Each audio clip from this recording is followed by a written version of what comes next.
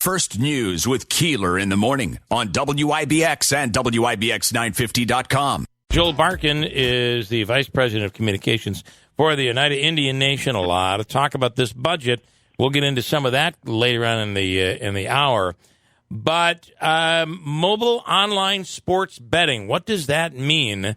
There is a fear that that would mean an interruption in the agreement between the Oneida Indian Nation and the state and ultimately Oneida County. Joel Barkin, good morning. Good morning. So it's passed. I saw some sidestepping going on last night on some of the interview programs where some legislators were saying, well, there are things we have to work out. We've got to define all of this. Mm-hmm. But do you see that as a violation of your agreement? Well, it certainly would be if there was any gaming within our region that wasn't administered by us unless we waive that exclusivity, which is what we had offered. And I think we're pretty disappointed and believe that this legislation is ultimately a step backwards, and that's not just us. This is county executives from Onondaga, Oneida, legislators, Democrats, Republicans, who understand that this would be a violation of the settlement, and what was ultimately passed doesn't address that issue. And, we worked very hard to bring a lot of different parties together, tribal casinos, the legislature, both the Senate and the Assembly actually passed legislation that would have addressed this. Commercial casinos were on board as well, and the state ultimately decided to, we think, create an unnecessary dispute.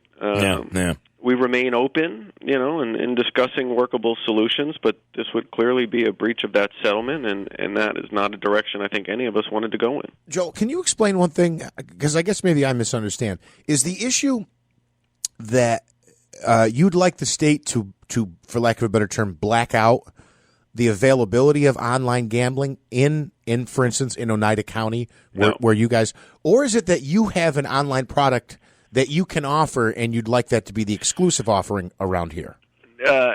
Neither, really. Okay. I think the issue is the 2013 settlement. What it did was give the Oneida Indian Nation a 10-county exclusivity zone in central New York, right?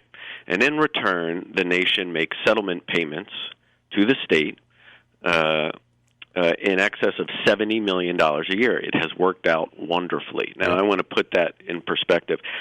At the time that we signed this settlement, that the nation signed this settlement with the counties and the state, it was estimated that the best-case scenario would be that this would generate $50 million a year. It has far exceeded that. Yeah. We're now over closing in on $500 million. So this is unquestionably, objectively a success. Sure. Now, with that exclusivity zone, what that means and what the state has agreed to, and the county said that there will be no other gaming that is allowed in this region that is not controlled by the Oneida Indian Nation. We were willing to waive that exclusivity so that Central New Yorkers could participate, and with any company, right, in return for being one of the operators in the state on this, which the Senate had agreed to, the Assembly had agreed to, other tribal casinos had agreed to. Everyone understood that this was ultimately a fair resolution, including county leaders, etc. Unfortunately, that's not the direction the state went in. So now it leaves a lot of open questions. Can I ask you, when we're talking about online gambling, sports betting, so does that includes sports betting? It would include just sports betting. Just sports betting. This does not include playing poker or anything like that online. Okay, all right. Which is ultimately something that probably will be the next thing they address. Don't you feel that the governor has been part of the problem in a lot of what has happened when it comes to gambling in New York State? And what I mean is that just it's almost like he oversaturated. It's not almost like he did. He oversaturated the market where a lot of these casinos just couldn't survive. Well, I think what we've always said is that, you should not put forward any gaming, policies that are going to interfere with successful existing economic development. And I just want to, I think there's a question about, because the language in the legislation says, the Oneida Nation can bid to be part of it, right? And I want to just put that in perspective a little bit because I think it's important. This exclusivity zone, it would be equivalent to like you buying a house, right?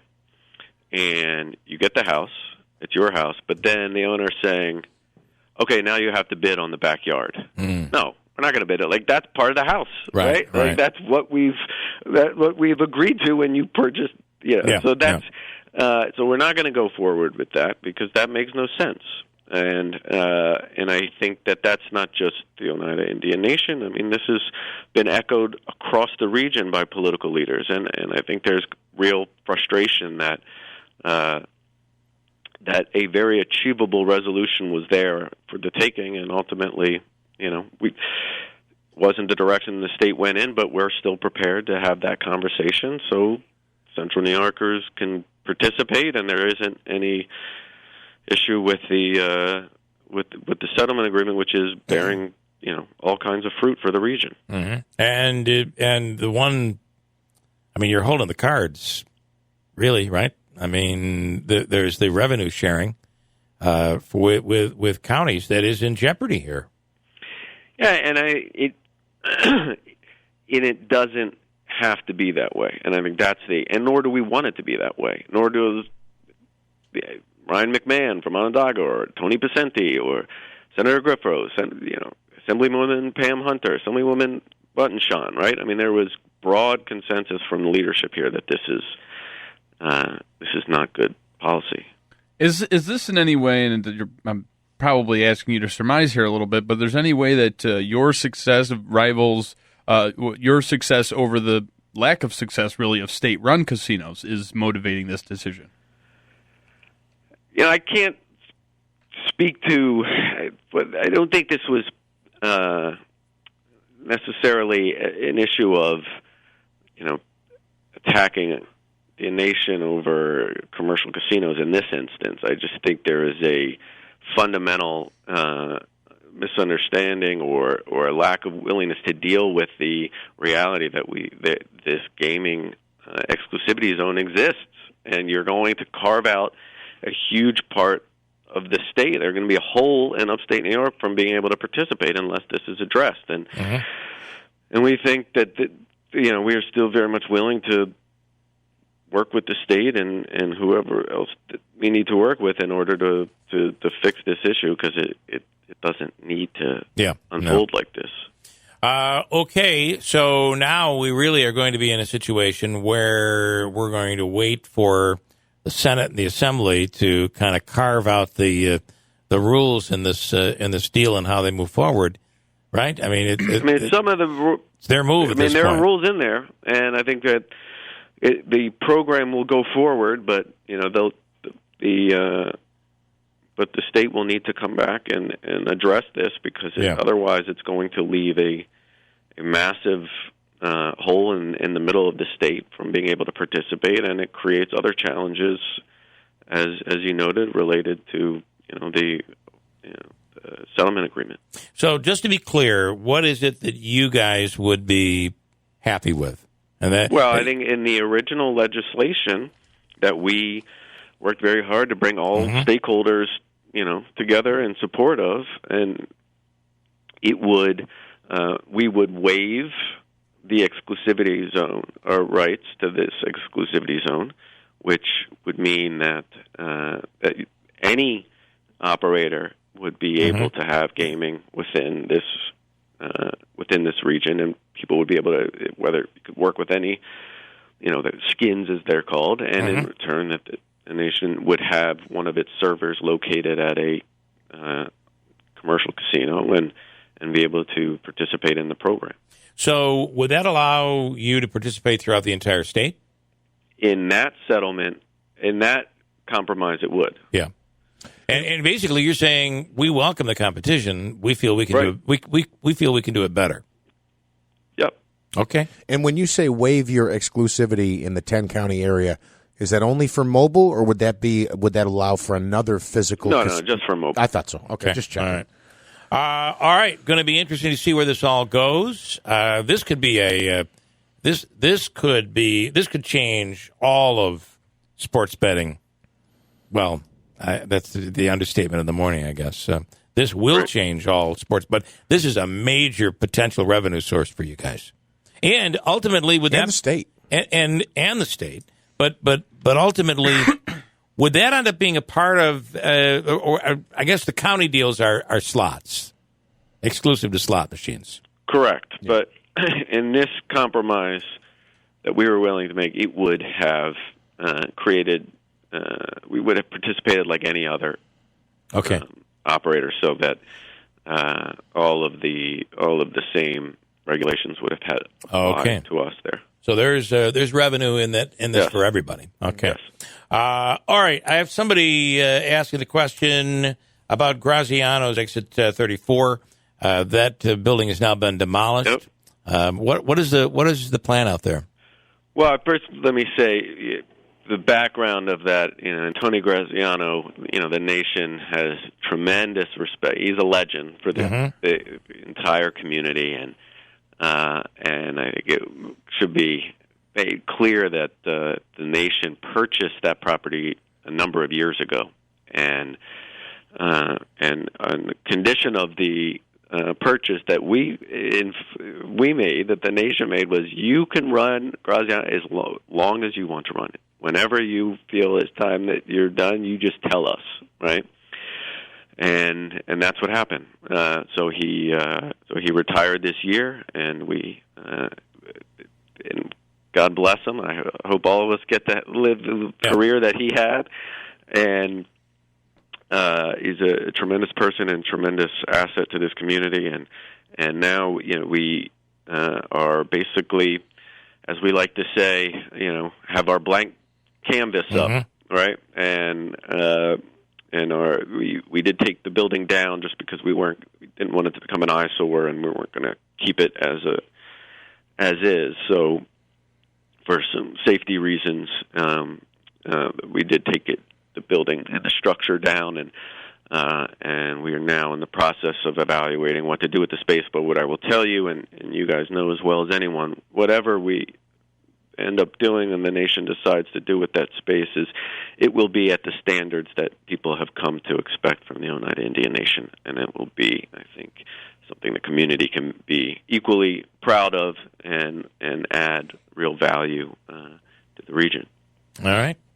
And one final note: the according to Tony Pacini, the numbers have bounced back in terms of your numbers and that revenue share that is part of the agreement here with Oneida County. You guys have been able to get through this.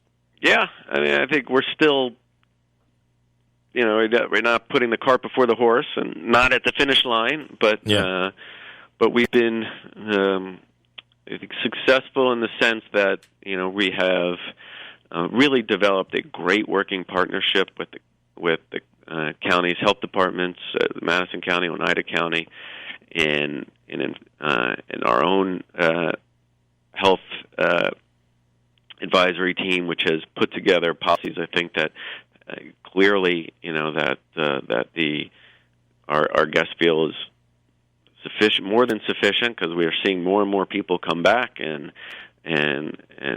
take advantage of everything that we have to offer, and we're hopeful that in the coming months we'll be able to start entertainment again and expand some more of our night entertainment options. So we're getting there, but it's been I think we're very proud of the fact that our team in particular has really stepped up and been incredible, and I think we've created a model of how you do this the right way. All I can tell you is some of these things are going to go away, and we'll get back to normal. And I don't want the spread of the common cold to come back. And whatever we've been doing in the last year has stopped that. So let's keep that going. I like not having a cold. Yeah, lack of colds is good. It's a good thing. Yeah, it's good. I would agree. All right, Joel. Sorry. Especially if you got to carry televisions or whatever it is you were talking about earlier. It's much more difficult when you're not congested. It's a very difficult job. Our job is very difficult when you're, but nobody's job is easy when you have that, the common cold. That's right. And very annoying. You want your little speech there, and Joel's like, am I supposed to answer that? What did I say to colds are pretty bad. More of an occupational hazard for you. There's no doubt. Listen, I'm obsessive, and that's my obsession currently. So, all right, Joel, interesting stuff. Thanks for your interest. I appreciate it. Let's see where all of this goes. Thank you so much. Bye-bye. All right. Joel Parkin from the United Indian Nation.